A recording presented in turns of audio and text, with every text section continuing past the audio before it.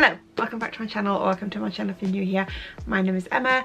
Today's video I'm going to be talking through my winter TBR. I basically just want to talk you through all the books that I'm planning to read in winter. I might not get to all of these, I might end up reading some other books as well, but these are the books that are on my list to read that I really want to try get to this season. Some of them have just been on my TBR for a really long time, and some of them will actually have been on like my autumn TBR or like last year's TBR, so I really want to get around to them this winter. Okay, so the first book on this list is the one and only Christmas themed book for my winter TBR, and then that is The Christmas Tree Farm by Laurie Gilmore. This is the third book in the Dream Harbour series. I don't think you technically have to read them in order, but I am reading them in order.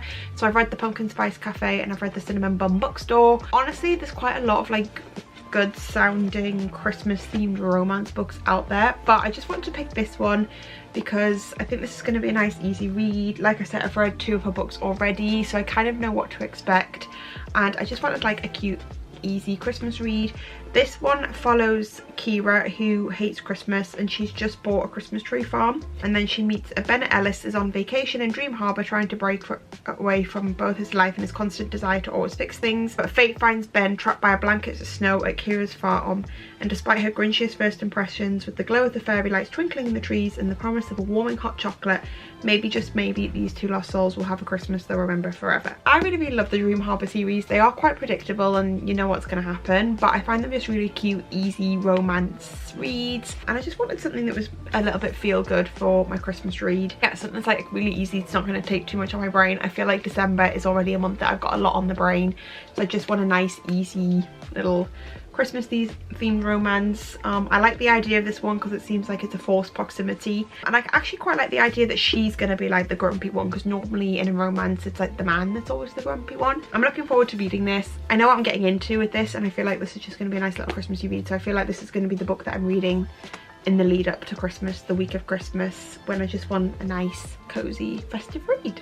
So yeah, that's the first book on my list. The second book on my list is actually a book that I've wanted to read for a while. I've heard really good things about, and I've heard that like winter is a really good time to read this, and that is Beartown by Frederick Backman. This is about a small town in a large Swedish forest, and I believe like ice hockey is like a really big sport.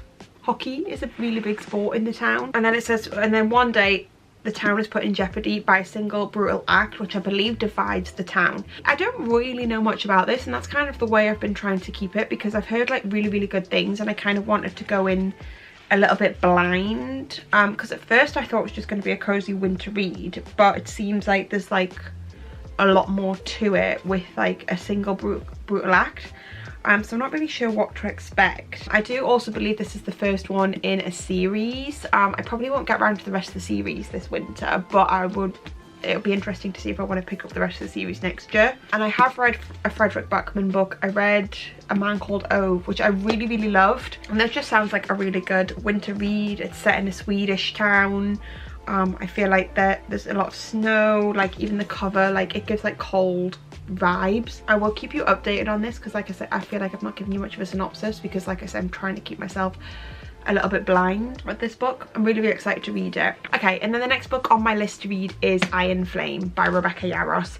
I read Fourth Wing back in October of 2024, and I've still not picked this up, so it's been on my list to read for a really long while, and I don't know why I've been putting it off. I think it's because of the sheer size of it, because that is chunky. I feel like winter is just the time that I like to like sink my teeth into a really good bit of a longer book, so I'm really excited to get around to this. Also, I feel like winter is always a good time for fantasy. I feel like fantasy just works best in the autumn winter time, so I'm really excited to dive back into the world of Fourth Wing. If you didn't know, the first book is about a young girl called Violet who she has to compete to become a dragon rider.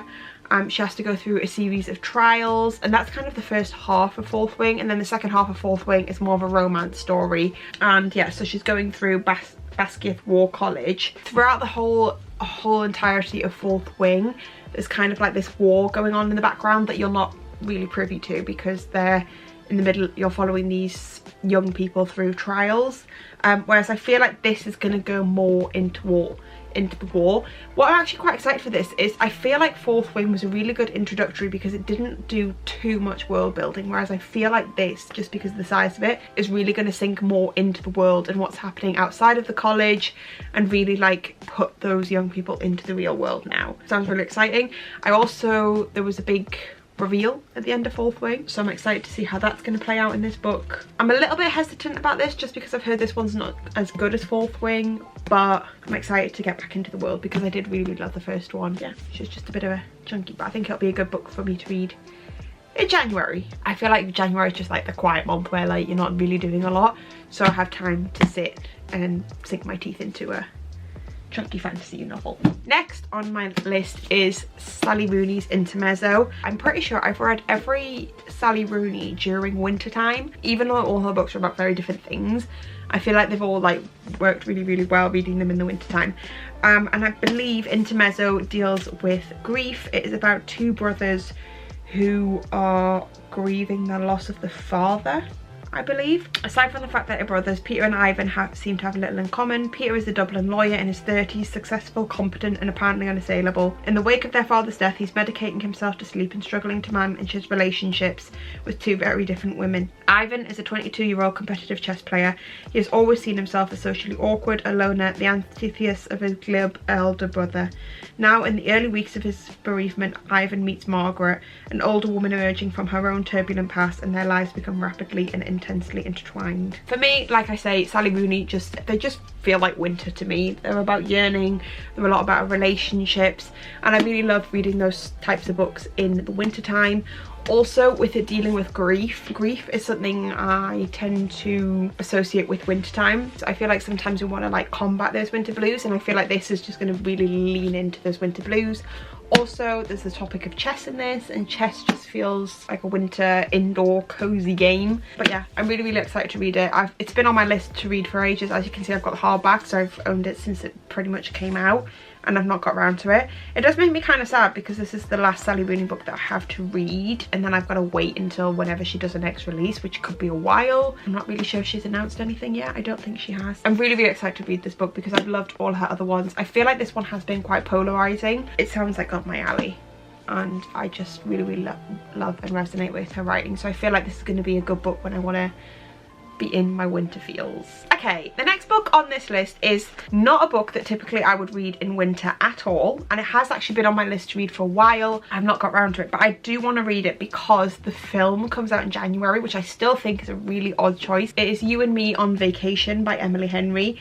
I believe this is called People We Meet on Vacation in the US, and I feel the film is called People We Meet on Vacation as well. But this is about Poppy and Alex who go on summer holidays together throughout the years, and they're like friends. I think it's like a friends to lovers sort of like will they won't they sort of situation. And it says Poppy asks Alex to join her one last trip. Could this be the trip that makes them realise they're not just friends after all? I'm really excited to read this. I've actually not read any Emily Henry, and this is going to be my first experience with her, which I'm actually really excited for. I've heard like some really good things about Emily Henry's novels. I believe this one's not the favourite.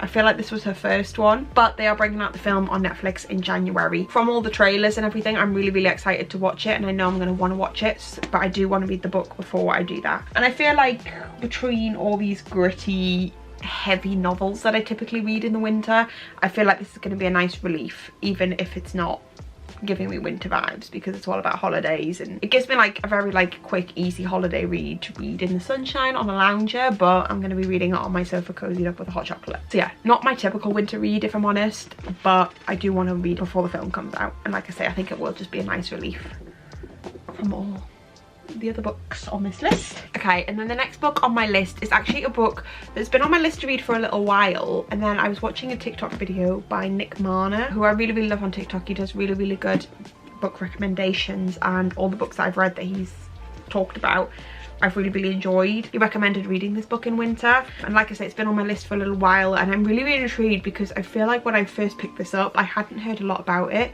but since I've started to hear a lot more about it in recent months, and it sounds really good. It's set in Chicago in 1984 and Paris in 2015. The Great Believers is the story of how love can both rescue and destroy us. A thrilling, addictive novel full of characters whom the reader comes to know as friends, colleagues and lovers. A moving story about Chicago and Paris, the past and present, the young men lost to AIDS and the ones who survived. A poignant work of memoir. It just sounds like a very quite heavy novel, but it sounds quite beautiful. I've heard really good things. Again, like, I don't know a lot about it. I don't know a lot about the story. I really love reading like quite poignant novels about relationships, as you can probably tell by a lot of this list, and this just seems like a really beautiful read, and I'm really intrigued. And it says, focused on a group of friends, lovers and family outcasts, the book highlights the ways tragic illness shifts the courses of people's lives and how its touch forever lingers on those left behind.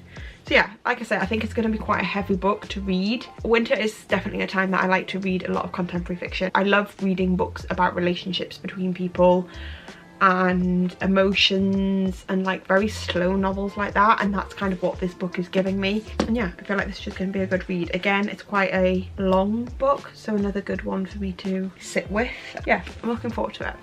Okay, and then the next book on my list is actually a little bit of a shorter book, but I've heard a lot about this and this has been on my shelf to read for a very long time. I thought I could do with like a little bit of a smaller novel, maybe one that I can read over a weekend. In a small back alley in Tokyo, there is a cafe which has been serving carefully brewed coffee for more than 100 years.